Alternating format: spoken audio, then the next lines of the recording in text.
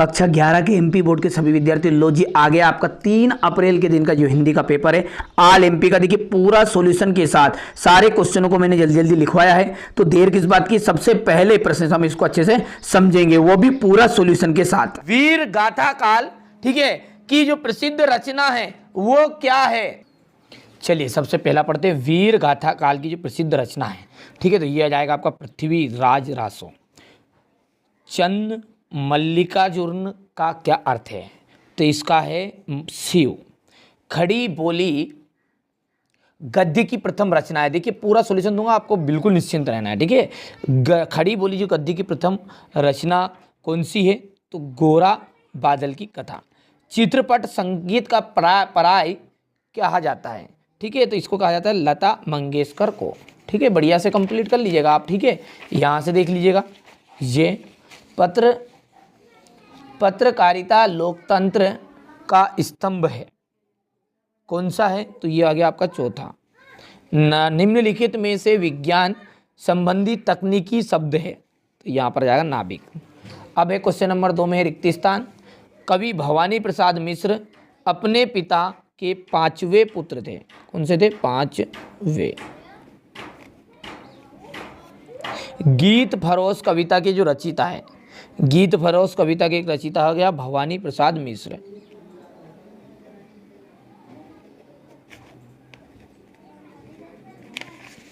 प्रसाद मिश्र, ठीक है।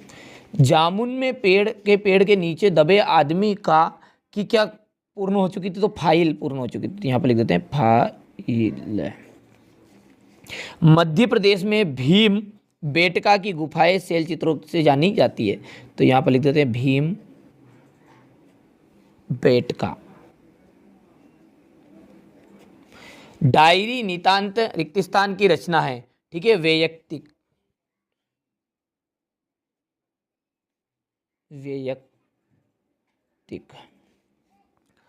प्रबंध काव्य दो भेद है, महाकाव्य और खंड काव्य, तो यहाँ पर लिख देते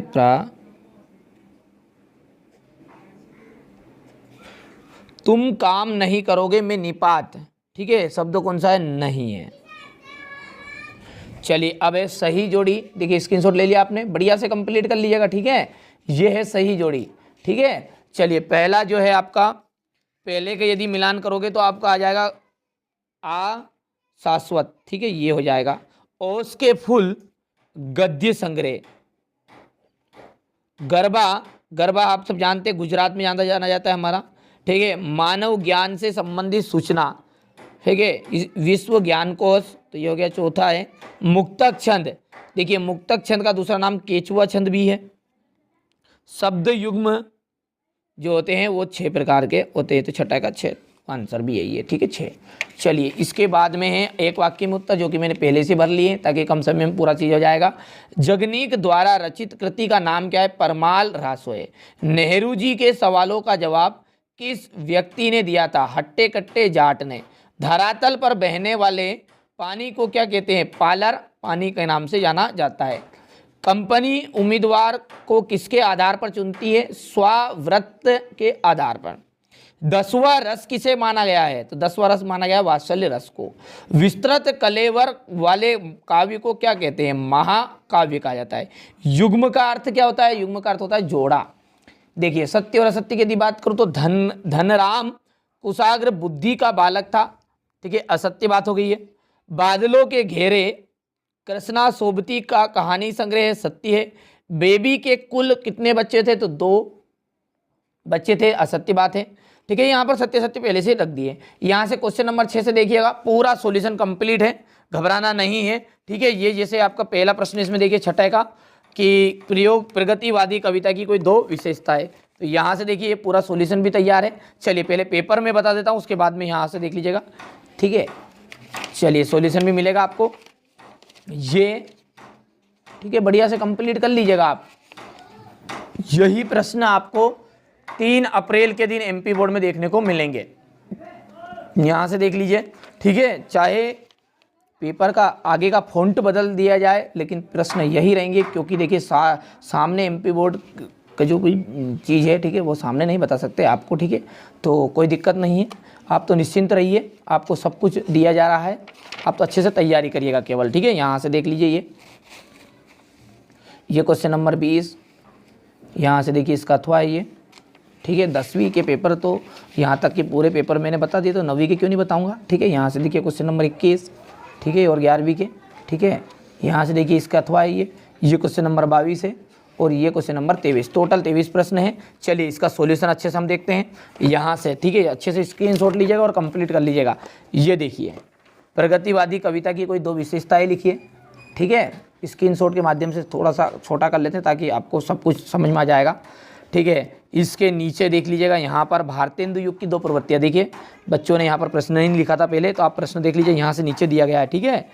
भारतेंदु युग की 2 प्रवृत्तियाँ। इसके बाद में ये अगला जो प्रश्न है वो क्या था आपका, ये है, ठीक है। यहाँ से प्रश्न देख लेते हैं। क्वेश्चन नंबर कौन सा है ये क्वेश्चन नंबर आपका 7 है, ठीक है। ये उसका उत्तर हो गया है। ये क्वेश्चन नंबर 8, ठीक है। यहाँ से देख लीजिएगा, ले लिया स्क्रीनशॉट, ठीक है। यहाँ से देख लीजिए ये दूसरा आपका उसका, ये इसका अथवा वाला है, ठीक है, अथवा वाला था, सॉरी। और ये क्वेश्चन नंबर 8 है। यहाँ पर देख लीजिए संकलन त्रय लिखा हुआ है। संकलन त्रय क्या है, हो गया, स्क्रीनशॉट ले लिया। इसके बाद में इसी के अथवा का देख लीजिए, यहाँ पर कहानी के तत्व पहले प्रश्न नहीं लिखे थे बच्चों ने, तो वो मैंने लिखवाए हैं ताकि आपको देख लीजिए प्रश्न पढ़ोगे जब तो समझ में आएगा सारी चीज़ें, ठीक है। यहाँ से देखिए ये कहानी के तत्व हो गए हैं।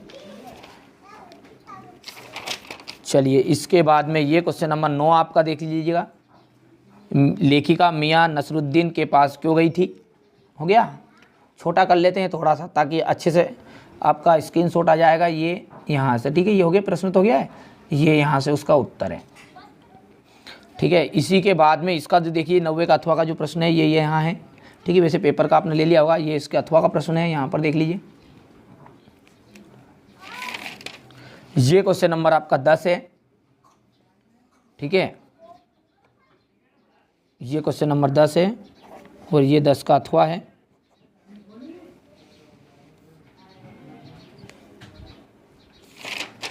क्वेश्चन नंबर 11 देख लीजिए, उत्तर क्रमांक 11 डाला है, ठीक है। लिखने का तरीका भी बता दूंगा, वैसे आप 10th क्लास में सीख ही गए होंगे किस तरह से आपको उत्तर क्रमांक डालना है। और कोई सी भी कमी है, कोई सा उत्तर नहीं आता जिसे आपठित ध्यान से, ठीक है, इसका आंसर कैसे बनाकर लिखेंगे, संदर्भ प्रसंग किस तरह से लिखोगे, वो सब कुछ एक्सप्लेन कर दूंगा एक वीडियो सेपरेट बनाकर।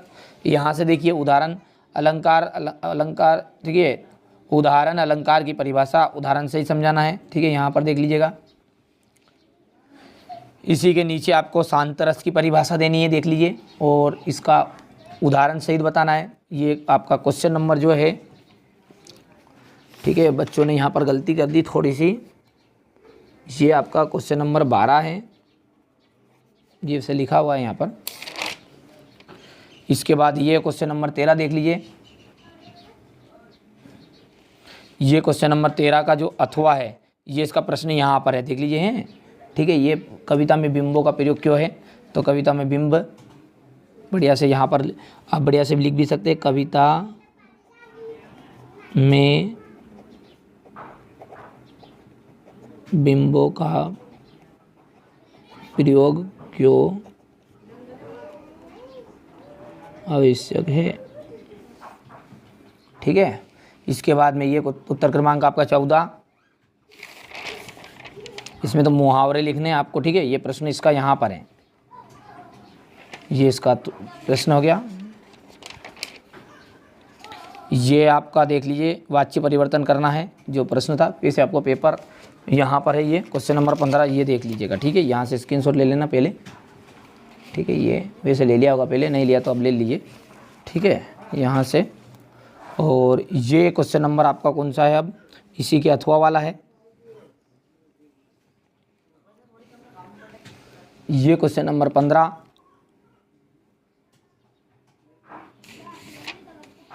सॉरी वो मुहावरा था, ठीक है, हो गया 15वां। ये 15वां के अथवा वाला प्रश्न देख लीजिए, ये क्वेश्चन नंबर आपका 16 है। ठीक है, एक तो मीराबाई की रचना ये बतानी है, भाव पक्ष कला पक्ष बताना है, तो ये मीराबाई होगी। ठीक है, ये भाव पक्ष हो गया, ये कला पक्ष और ये साहित्य में स्थान। इसी के अथवा में है निर्मला पुतल, यहाँ से देख लीजिए इनकी रचनाएं, ये भाव पक्ष हो गया है, कला पक्ष और ये साहित्य में स्थान। दोनों में से किसी एक का कर लीजिएगा भले। चलिए इसके बाद में यहाँ से देखिए ये प्रेमचंद्र और मन्नू भंडारी की। ठीक है, ये प्रश्न नंबर आपका कौन सा है? 17वां है।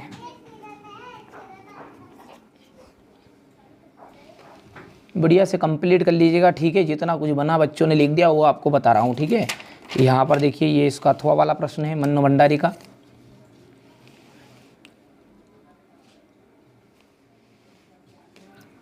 ठीक है, इसके बाद में यहाँ से देख लीजिएगा ये। ठीक है, अब यहाँ पर देखिए ये पेज लिख दिए। चलिए मैं बताता हूँ अब इसको, आपको देख लीजिए। अब यहाँ पर संवाद लेखन लिखना है आपको। क्रिकेट खेलने के ऊपर से दो मित्रों के मध्य संवाद लिखना है। यहाँ से क्वेश्चन नंबर 18 कर लीजिएगा। ठीक है, इसके बाद में ये इसके अथवा में है। ठीक है, ये आपको अनुच्छेद लेखन लिखना है। ठीक है, दोनों चीज़ें मैं एक सेपरेट वीडियो में आपको समझाऊंगा कि अनुच्छेद लेखन कैसे लिखे, संवाद लेखन कैसे लिखे। ठीक है, बढ़िया से आप तो चिंता मत करिएगा। ठीक है, किसी भी तरह का आए भले। चलिए इसके बाद में क्वेश्चन नंबर जो 19 है उसको देखते हैं। तो देखिए ये आपका ये संवाद लेखन था ये 18वें में। ठीक है, तो ये इसका आधा हो गया भाग। इसके बाद में यहाँ से इस तरह का आपको संवाद लेखन लिखना है। ठीक है, स्क्रीनशॉट ले लिया है।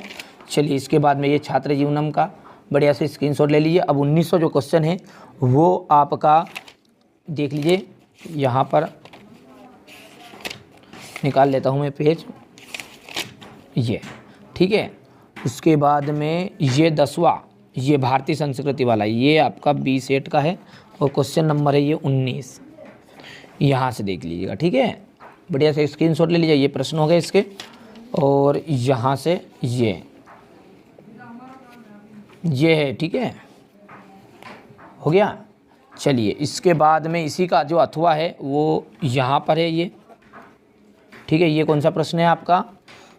19 का अथवा, तो यहाँ पर लिख देता हूँ मैं 19 का अथवा है ये। ठीक है, ये और ये 20 सेट का है। ठीक है, घबराइएगा मत, बिल्कुल सभी तरीके से बताऊंगा जो कुछ परीक्षा में आने वाले हैं प्रश्न, ये देख लीजिए। ठीक है, इनडायरेक्टली बताऊंगा, थोड़ा सा सामने नहीं बता सकता, इनडायरेक्टली समझ जाना कि ये प्रश्न आ रहे हैं। ठीक है, मैं निशान लगवा रहा हूँ। चलिए इसके बाद में ये आपका यहाँ से देख लीजिए। ठीक है, ये आपका 5वां, ये 19वां, सॉरी कौन सा प्रश्न है ये आपका 21वां प्रश्न हो चुका है, 20वां। ठीक है, ये 20वां पे ठीक है आपका हो गया, ये शेड बी का है। यहाँ से देख लीजिए, बढ़िया से आप कंप्लीट कर लीजिएगा। ठीक है, अब इसी के आगे का जो प्रश्न है ये व्याख्या हो गई, ये यहाँ तक आदि थी वो, ये यहाँ से देख लीजिएगा। ठीक है, और बाकी चलिए अब इसके आगे का जो है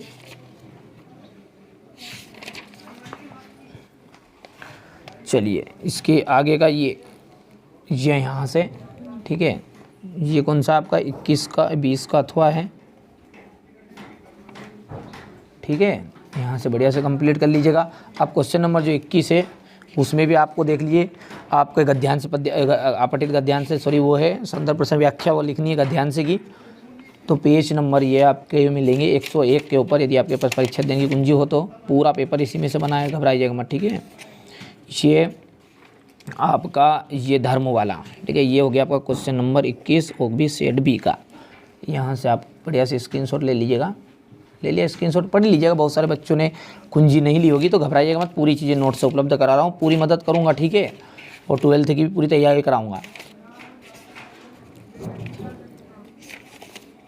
चलिए इसके बाद में ये आपका यहाँ से देख लीजिएगा, ये क्वेश्चन नंबर आपका 21 का अथवा है। ठीक है, बढ़िया से कंप्लीट करिए आप तो। इसके बाद में ये यहाँ से इसका उत्तर बचा हुआ, और ठीक है यहाँ से आप भी ये भी पढ़ लीजिएगा। चलिए अब है आपके क्वेश्चन नंबर 22 में आपके देख लीजिए अवकाश है, और प्रश्न नंबर 22 में और 286 पेज नंबर के ऊपर मिलेगा ये। ठीक है, चलिए ये यहाँ पर ध्वनि विस्तारक यंत्र की है, क्वेश्चन 22 है ये, और सेट बी का है। लिखने का तरीका भी बता दूंगा मैं किस तरह से लिखना है, घबराना नहीं है। ठीक है, चलिए इसके बाद में इसी के अथवा में पत्र रहेगा, आपको पता है, ठीक है। अब हाई स्कूल में, ठीक है, ये हाई स्कूल में ये आपका, ठीक है, ये क्वेश्चन नंबर 22 है और ये अथवा वाला है। यहाँ से बढ़िया से स्क्रीनशॉट ले लेना, ठीक है, ले लिया, ये यहाँ पर देख लीजिए, ठीक है। चलिए क्वेश्चन नंबर जो 23 है उसमें निबंध है, ठीक है। तो पहला जो निबंध है, आप तो निबंध में बता ही दूँ, 2 निबंध कर लेना बस आप तो, ठीक है। साहित्य और समाज का करना, ठीक है। यहाँ से ये आपका क्वेश्चन नंबर 23 में, ठीक है, यहाँ से, ठीक है। एक तो ये, वैसे तो निबंध तो आते हैं बच्चों को, बनाकर भी लिख दोगे ना तो भी नंबर आ जाएंगे, 11 में घबराना नहीं है, ठीक है। चलिए इसके बाद में आपको जीवन में खेलों का महत्व कर लेना, ये दोनों निबंध कर लेना आप तो बस, ठीक है। और आए दूसरे तरह के तो बना के लिख देना, ठीक है। यहाँ से देख लीजिए, तो ये मैंने आपको पूरे निबंध भी बता दिए, ठीक है। ये यहाँ से स्क्रीनशॉट ले लेना, ठीक है, छोटा लिख लेना, छोटा, ठीक है। चलिए तो ये निबंध हो गया, और ये निबंध के बाद में ये मैंने देख लीजिए पेपर आपको पूरा सेट बी बता दिया है। इसके अलावा देख लीजिए ये 11th क्लास का सेट ए, इस तरह जो जो पेपर मेरे पास उपलब्ध है ना वो सारे बताऊंगा, सॉल्यूशन पूरा दूंगा, घबराइएगा नहीं, चारों तरह के पेपर कर लीजिए कंप्लीट और अच्छे अंक प्राप्त कर लीजिए।